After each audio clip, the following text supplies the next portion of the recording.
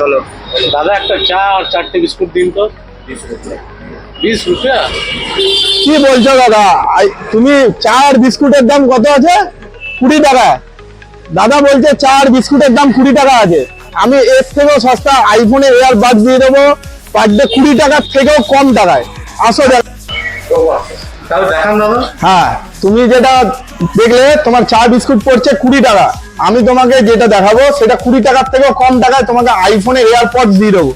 এই যে এটা হলো আইফোনের সেই প্রোডাক্টটা যেটা তোমার আসছে চা বিস্কুটের থেকেও দাম কম। কি আছে জিনিসটা একবার দেখো। এটা তোমার দাম পড়ছে 12,900 টাকা অফার প্রাইসে। এটা আমি 24 মান্থসের নো কস্ট ইএমআই করে দেবো, 24 মাসের ইএমআই করে দেবো, নো কস্ট ইএমআই।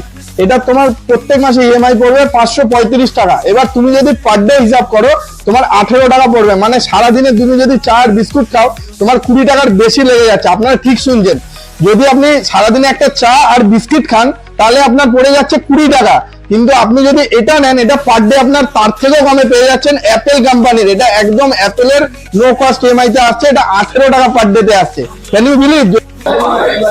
ঠিক আছে দাদা, তাহলে এটা করে তাহলে তুমি এই অফারটা নিচ্ছ। দাদা কিন্তু ফাইনালি অফারটাকে নিয়ে নিল। এটা 18 টাকা পার ডে ইএমআই তে আসছে।